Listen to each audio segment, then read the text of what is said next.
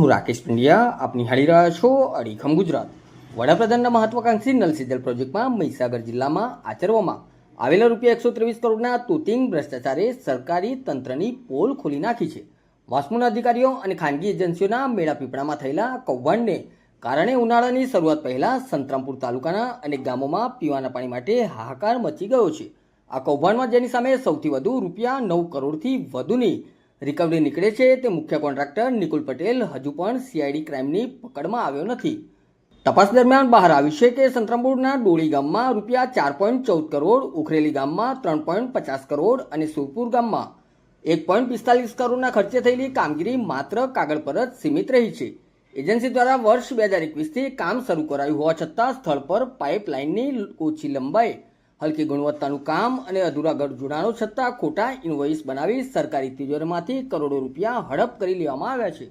ગામડાઓની સ્થિતિ અત્યંત દયનીય છે। ડોળી ગામની મહિલાઓએ પીવાના પાણી માટે 2 કિલોમીટર દૂર મુખ્ય લાઇનના લીક થતા વાલ પર કલાકો સુધી ઊભા રહેવું પડે છે।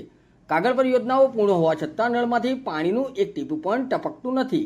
સીઆઈડી ક્રાઇમ દ્વારા આ મામલે અત્યાર સુધીમાં 8 કર્મચારીઓ અને 15 કોન્ટ્રાક્ટરો મળી કુલ 23 શખ્સોની ધરપકડ કરવામાં આવી છે। જોકે સૌથી મોટા રિકવરીવાળો નિકુલ પટેલ હજુ સુધી સીઆઈડીની પકડમાં આવ્યો નથી। સ્થાનિક ગ્રામજનોનો વ્યાપક રોષ જોવા મળી રહ્યો છે અને તેઓએ ભ્રષ્ટાચારીઓ સામે કડક પગલાં ભરી ગામમાં સત્વરે નિયમિત પાણી પુરવઠો શરૂ કરવા માંગ કરી છે। નમસ્કાર।